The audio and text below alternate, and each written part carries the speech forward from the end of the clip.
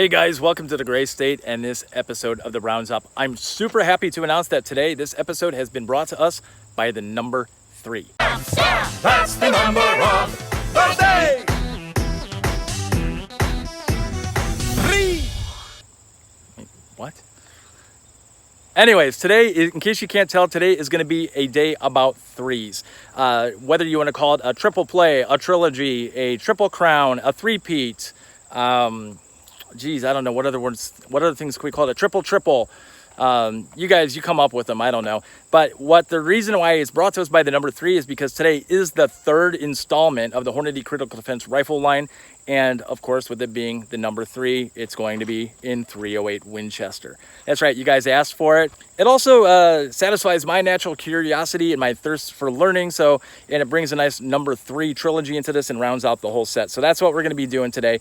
We're going to move pretty quickly. I think we're going to have a lot of fun. We've got great weather.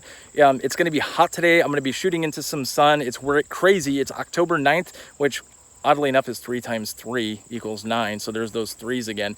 But yeah, it's going to be like up around 90 degrees today. We're already over 90% humidity. So I wanted to get out here early. It is causing some visibility issues. I'm going to be shooting into the sun the way that the range faces. So we're going to have to deal with that. Hopefully it won't affect us too much, but you never know.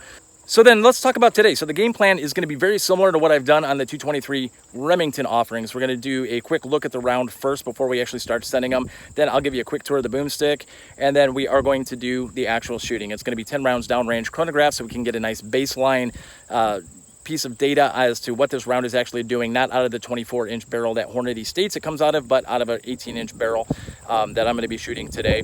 Then we're going to be doing some accuracy and precision, and again, I'm going to be shooting directly into the sun, so it'll be a little tough, but we'll work around it, and that's going to be 5 rounds. And then finally, the last test, the one that you guys are probably all going to be waiting for, is I'm going to put this into some 10% ballistic gelatin at 10 feet. 2 tests, 1 in the bare gel and then 1 through 4 layers of denim, just like the other tests. And that's basically it. So we're going to get rocking today. I'm really excited. I'm also a little nervous. I hope that the 6x6 blocks that I have of the ballistic gel actually hold up, because if you guys have seen any of the other videos on the 223 Remington, you know just how much energy is being dumped on the front end of these things, and it really has some violent expansion upon entry and penetration. So I can only imagine what the 308 is going to do. So with that being said, let's get rolling.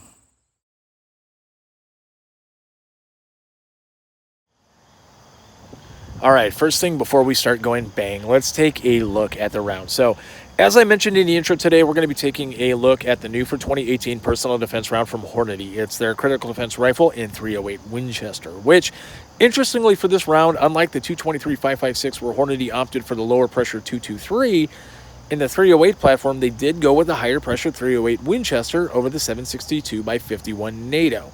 Other specifics about this round, just like the 223 offering, this round also has the same nickel-plated brass cases that Hornady states helps with chamber checking in low-light situations, while also adding a little extra lubricity to ensure smooth feeding. The Critical Defense Rifle line also uses a proprietary powder blend that was designed specifically to produce a faster burn for use in short barrel rifles, while also mitigating flash signatures to keep you better concealed. You know, that's important, especially in the lower light situations that this round would probably be being used in, so that's a good thing. And then finally, just like the 223 counterparts, this round also features Hornady's FTX bullet, which is their flexible tip polymer that was developed in their critical duty and critical defense pistol lines. It aids in expansion while reducing clogging upon penetration. And if you guys have seen any of the other videos that I created on the 223 platform variants, you saw how well this round actually does do regarding this performance metric and how much energy is dumped up front nearly on contact. So regarding the 308, I'm cautiously optimistic. I'm excited to see how much energy is actually dumped up front and what the effects of this round at 10 feet are. So we'll get to there in just a minute. But that covers everything that's the same. Let's talk about what's different. So unlike the 223 version where there are 2 offered weights in both 55 grain and 73 grain, in 308 there's only 1 weight offering and it's 155 grain. So obviously that's what we're going to be taking a look at today. This round has a published ballistic coefficient of 0.313, which is nothing to write home about, but then again, this is a personal defense close quarters type of a round, not a match round, so it gets a pass there. But the thing that I am interested about is that it has a published velocity of 2,785 feet per second at the muzzle through a 24-inch barrel, and that comes directly from Hornady. So I don't know how many people actually plan on using a personal defense round out of a 24-inch barrel, so we're going to do our own testing, and which is a great segue into the next part, which is the old boomstick. So let's go take a look at that. All right, guys, let's get on the same page and I'll give you a little tour here of the old boomstick. So today, obviously, the round I'm going to be shooting is a personal defense round. So I've decided to go with a semi-automatic platform and skip the bolt action altogether. Today, I'll be using my Daniel Defense DD5 V2. For those of you not too familiar with the rifle, let me give you a quick rundown on it. It's got an 18-inch cold hammer forged barrel with a 1 and 11-inch twist. This is the factory barrel that comes from Daniel Defense. The rifle does have a medium gas system on it. And since I personally have this rig set up for a little bit more precision-oriented work, I want to call out some of the changes that I made just so that we're all on the same page. The first is the trigger. So Daniel Defense ships us with Geisley's SSA, which is a great trigger. Since I got this set up for a little bit more for precision, I replaced it with an SSA-E. And then along those lines, the second change that I made was in the stock. You guys can see here I took off Daniel Defense's stock and replaced it with a Magpul PRS Gen 3. That basically covers any of the changes that might affect the performance of the round, so you guys know what's going on there. But if you guys are like me, you guys are gearheads and you like knowing what guys are running on their rigs for everything, so I'll go ahead and cover that now too while we're here. So first, up front, you guys will see the bipod is an Atlas quick release model. I'm going to be shooting prone today, so that's going to come in super helpful. And then lastly, up top, the optic. The scope is my Leupold Mark 6 3-18 by 44. This scope does have the H59 Tremor 2 illuminated reticle, and I have it mounted up top via a spur ISMS mount. This is basically my standard equipment for this rig. And with that being said, that kind of concludes the tour. And now we're ready to go spread some lead, get smarter. The first test up is going to be 10 rounds downrange, clocking it with the LabRadar. Let's get at it.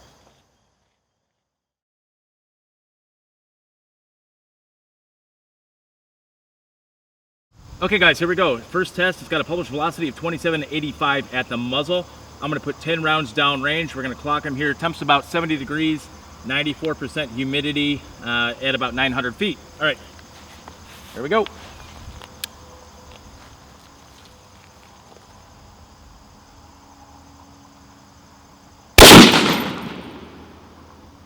$27.95. Excuse me, $25.97. $26.67. $26.55. $26.65. $26.56. $26.69.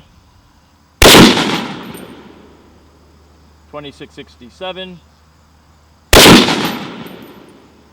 $26.78. $26.60. And finishing up shot 10.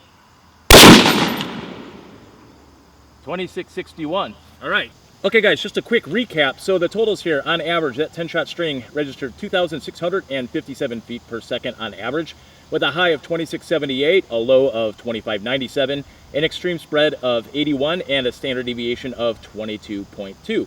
Which, all in all, it's not too bad because this thing has a published velocity of 27.85, and Hornady clearly stated that was with a 24-inch barrel. Obviously, I'm shooting with an 18-inch barrel today, so all in all, not too bad, pretty consistent. All right, now let's move on to the next test, accuracy and precision at 25 yards. Okay, guys, here we go. It's going to be 5 rounds downrange, accuracy and precision. Again, I'm not specifically zeroed for this round, and I'm at 25 yards because it's a PD round, so I'm just going to shoot for groups as usual, just like with the other set. So that's it. Here we go. 5 rounds, 25 yards.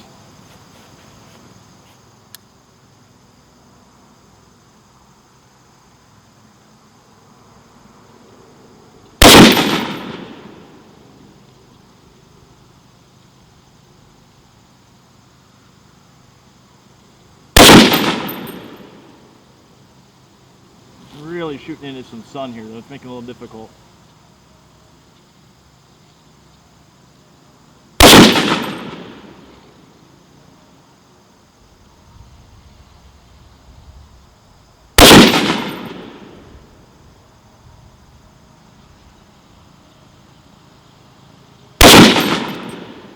All right, guys, there's the 5. Let's go down and check them out. Yeah, shooting into the sun was pretty tough. I had it going straight at me, so we're gonna see what we got here. All in all, I can tell right now it's not looking too bad. We'll have to look at the actual footage and see what kind of consistency, but you know, definitely half MOA here shooting into the sun at 25 yards. So, you know, all things considered, not bad at all. All right, now let's move on to test 3, the one that we've been waiting for, the coup de grace. the ballistic gel test at 10 feet.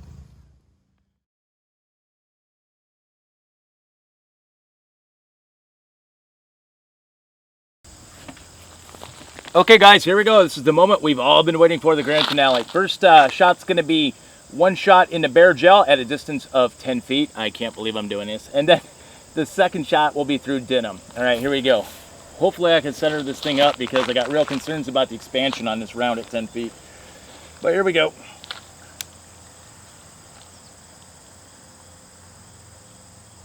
Fire in the hole. And that knocked the GoPro off. Fire in the hole. And that knocked the GoPro off. Fire in the hole. And that knocked the GoPro off.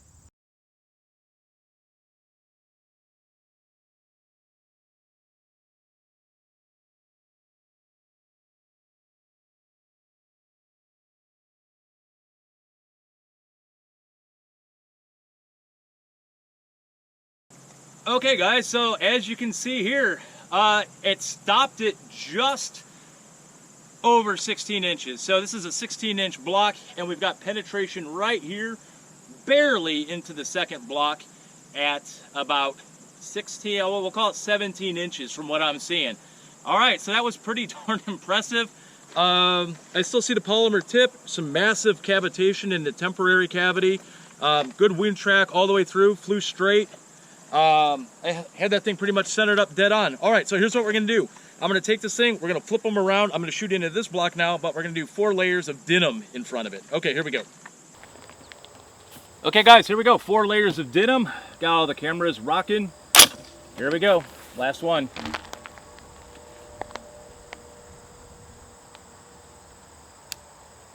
We're probably gonna blow that GoPro off again, but you know what?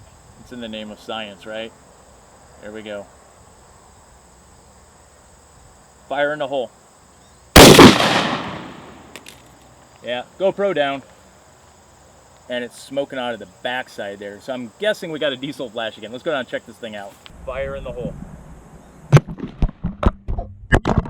Yeah, GoPro down. Yeah, GoPro down. Yeah, GoPro down.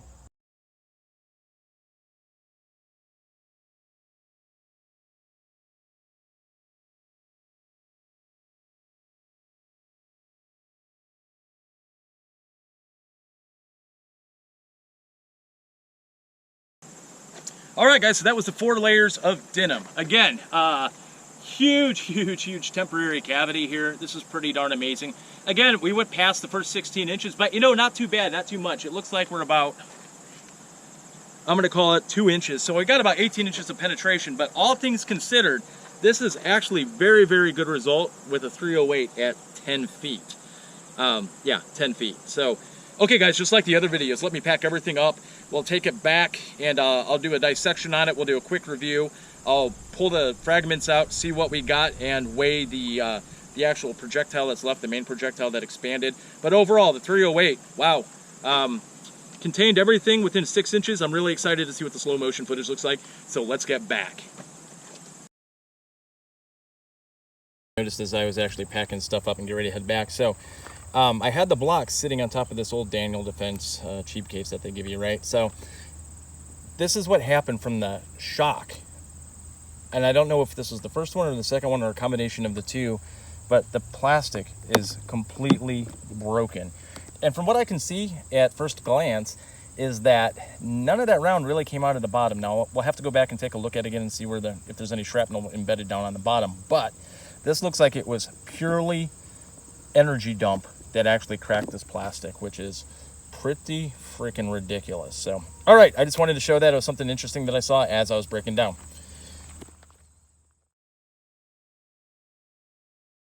Okay, so I am back from the range, and I want to capture and share some more detailed measurements from the blocks before we start cutting and extracting projectiles for the weights and measurements portion of this review. So, overall, my general impression after looking at the blocks a little closer and then also reviewing the slow motion video that you guys just saw is, walking away from the range, I was really surprised that the gel did not catastrophically fail or even remotely compromise during those tests. I mean, Going into it, I was a little nervous. I mean, you guys that have seen the 223 platform videos for this critical defense rifle might have noticed that I did back my cameras up a little bit from the blocks for this go around. That was totally intentional, as I had some serious doubts that the gel would contain the energy. I went into that portion of the testing mentally prepared that I was going to lose a camera or two. And then outside of that, I mean, you guys saw what the energy expansion alone did to that plastic case, which, by the way, I came back and I took a look at, and it, in fact, did not have any rounds penetrated. All of that damage was from blunt force energy, and it even went further than what we saw there. It tore the foam liner on the inside of the case. Just brutal. So, in a one-word summary, these rounds are devastating. Now let's get some real data. Okay, so I will be reviewing the blocks in shot order today. First up will be the round that went into bare gel. So I do want to call out before I start that I did grab that first round that passed into the second block. I didn't want to risk compromising it before I measured it. I wanted to make sure that I kept the integrity of the width and the weight. So it was resting 3/4 of an inch in the second block, which tells us that the overall penetration from the round that went into bare gel was 16 3/4 inches. So we know that amount already. Now let's measure the space to expansion, the length and width of the temporary wound cavity, and then the width of the permanent wound channel. After we have those numbers, we should be able to deduce mathematically what the overall length of the permanent wound channel is just from math, so we don't need to measure that. And then lastly, I do want to point out that for this first gel block, the camera is looking at what have been topside during the actual test when I was shooting the round into the block. I did this just for clarity for you guys because it was actually clear and I can get a better focus in so you guys can see what actually happened. So also I want to point out here that the widest part of the diameter here is actually on the corner. So if you see me manipulate the block to get that measurement, that's why. I want to make sure I'm getting the widest width. So, okay, so now let's actually really start measuring crap. Okay, first, space to expansion. And we are right at 1 1/8 inches. And then as we're measuring, I am noticing some fragmentation here in the temporary cavity, some pieces of jacket, but by and large, the main projectile retained a good portion of its weight with a good amount of jacket still intact. So let's take a look at the temporary cavity. The temporary cavity, as I'm looking at it, is an additional 7 1/4 inches, which, if I'm doing my math right here, 1 1/8 and 7 1/4 actually comes up to 8 3/8. And if I subtract 8 3/8 from 16 3/4, that gives me another 8 3/8. So that's kind of crazy. I mean, it's just totally, I think, coincidental, but the space to expansion and the temporary cavity are exactly half of what the total wound track for this round is as it went into that other 3/4. All right. Math. All right. Now let's take a look at the overall diameter of the temporary wound cavity. And for this measurement, as I've noted, that the longest width was actually optically on a diagonal. So that is what I am going to measure. And that I also did not take into account second and third wound channels caused by larger fragments. I'm looking just at the temporary cavity. So this measurement is giving us nearly 3 inches of width. And I am sure once I open it, it will actually be larger. The one thing about this clear gel is that it tends to mask how much damage is done by those other fragments. Once we open it up and you get to see how much damage is really done, we get a better idea of it. So as you can see here, the round from the denim test also passed into this block. And before I switch blocks, I might as well just grab my calipers and grab the depth of this round right now. So I can feel it right there, and I am on the underside of it, and right here I am at 1.38 inches. So now we know that the second block was at a total penetration length of about 17.4 inches, so just under 17.5 inches. Now let me switch these blocks around, and we'll take a look at the second one. Okay, this is the second block. You can see here that this round, again like the first round, went clear through, and as we just noted, that round went about 1.4 inches into the other block, so we're going to have to remember that and add that to our total here in a second. So looking at this block, overall, I do see some pieces of jacket and lead in this block, along with just a little bit of denim. At first glance, the overall width of the temporary cavity does seem to be just a little bit narrower than the bare gel shot. Okay, now let's take a look at the same measurements. First up, it does look like we have about 1 1.25 inches of penetration into the block after the denim before the expansion began. So we have 1.25 inches on the time to expansion, and then measuring the length of the temporary cavity of the wound channel, it looks like we are at just about 9 inches. So definitely a little bit longer than the last block. And then just to double check, it looks like we are at a remaining permanent channel of just under 6 inches. I'm going to call it 5.75 inches, which is pretty darn close to 16 inches in my head if I add it all up. And you add the remaining 1.4 inches from the other block, and boom, 17.4 inches. Again, math for the win every time. Now, looking at the overall diameter of the temporary cavity, it's about 2.5 inches. And again, I do want to point out that this number does not include the second and third wound channels that were undoubtedly created by all of those pieces of shrapnel. The clear gel just masks them really, really well. Okay, now that we have those numbers and we've taken a quick look at this, I'm going to stop the camera, start cutting, and if I find anything interesting, I will stop and record it and show it to you guys. Okay, guys, just as I promised, I stopped to show you this. Remember how I kept saying that the clear gel tends to mask damage? Well, here is the gel that had the denim in front of it, and you can see how much damage was actually done after I've transected it. It's pretty intense. And I also wanted to show you something else. Now, I don't know if the camera will pick this up very well, but I'm going to move forward with it anyway. So I don't claim to be a ballistics expert, but I will say I have shot my fair share of rounds into ballistics gel, recovered them, and studied what I can find.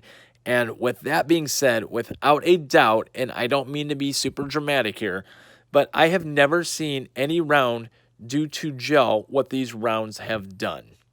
What you could just not see from the outside looking in on this gel was that these rounds basically turned a lot of this gel into grains of rubble. It would be like hamburger if it wasn't a person. Now, I'm going to let you guys in on something here a little personal. I really haven't ever mentioned this on the channel, but I do ride on a truck running 911 for EMS, and I have to tell you, as I was cutting these blocks, I couldn't help but try and problem solve how I would treat for these if someone was shot with them. And in my opinion, there is not a good one. When I called these rounds devastating earlier, I didn't even know half of it. So aside from the rubble, I want to show you this too. Even the secondary and third wound channels that I was talking about are small 1-inch permanent wound channels. I mean, look at this. I can set my fingers in these. They are that big. That's just insane. Okay, so I'm going to pause again and come back after I've pulled and separated what else I can recover. I could talk about this stuff forever. Okay, I'm back and the dissection is complete. Now, let's keep this truck rolling, and on top is what I was able to recover from the bare gel block, and then on the bottom is the round and debris that went through the denim-covered block.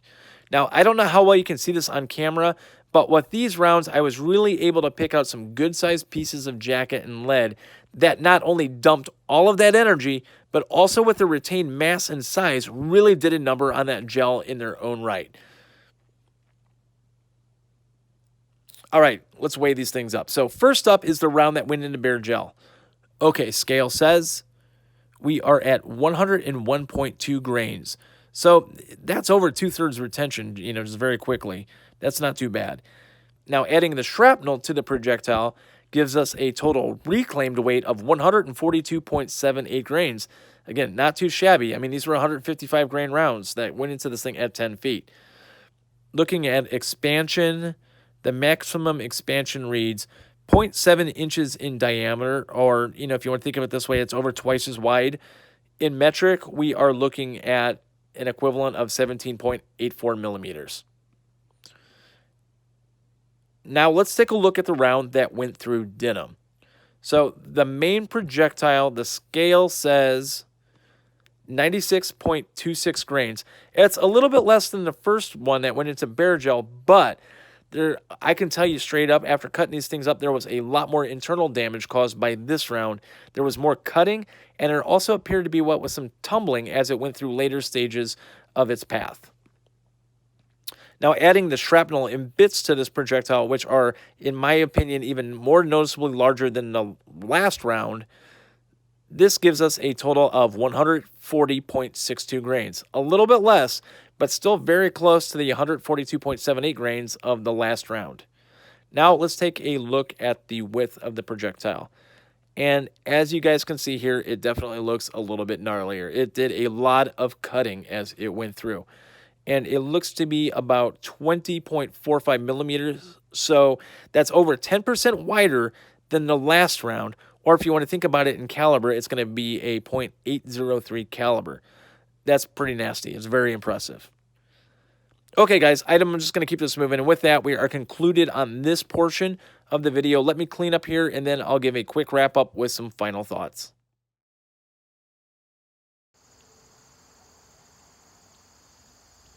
Okay, gang, let's wrap this up. So first, again, I want to thank our sponsor for this episode, the number 3. Knowing that I have support like this really let me nail the old hat trick. Sharp centered it. Here's Hossa for Seabrook. He shoots, and they score. Taves with his 3rd career hat trick, and his team is back in front. I just had to get one more 3-related cliche in there. Plus, it's about hockey time, so it is all good. Getting serious for a second, I hope you guys enjoyed this episode as much as I did. I know that I had a lot of fun putting it together, and hopefully I was able to come away with some usable data for everybody. I know that there were a lot of questions about this round, and hopefully by hitting the 3 testing goals today, you have the info that you need to make your own decisions on this round. All right, enough of that. So let's do a quick recap on the day today. So today I completed 3 tests. First was 10 rounds downrange clocked with the trusty old LabRadar. And I did use a more sensible, to me, for home defense, 18-inch barrel on a semi-auto, and I was able to reach an average of 2,657 feet per second at the muzzle, and that is compared to Hornady's published 2785, which they clearly declared was arrived by use of a 24-inch barrel. So the round gets a check there in the old box from me. It did a good job. Test 2 was the standard old accuracy and precision, the same test that I did with the 223 Remington variants, and it was 5 rounds downrange at 25 yards. Again, a reasonable max home defense distance to me, and honestly, I put the first 2 rounds a little wider than I'd hoped to. I was burning my retinas out shooting into the sun through an optic, but after that damage was done, I was able to find my bead and put 3 hole-on holes. So a checkbox filled for this one too. It gets a pass. And then finally, the 3rd and last test stopped any bad jokes of the day very quickly because we saw what putting 2 of these rounds in a 10% gel at 10 feet does. I still can't believe how well this round did in that respect. I mean, this is a 308 traveling over 2,600 feet per second. That's over 2,400 foot-pounds of energy being delivered at a range of 10 feet. And not only was it spectacular, it was largely controlled. Mind blown. It gets a check plus in the box for this one. So what does this all mean? Would I recommend this round for my 308 loving brothers? Well, all I can say is that it performed well for me, and I can say from what I saw, this round met or exceeded what I expected out of it, and that's pretty solid. Honestly, I'm still trying to process what I saw on the inside of that gel block. This test raised the bar of what I will measure against now, and it gives a new perspective to the word carnage. I'll just leave it at that, and I'll let you guys make your own decisions. So, in closing, I hope you guys found this useful and that you enjoyed it. If you did, I would appreciate a like or sub for the work that went into it. And honestly, I'm really super happy that I literally was able to complete the hat trick and put out consistent data-driven content for each of the 3 Hornady Critical Defense Rifle rounds.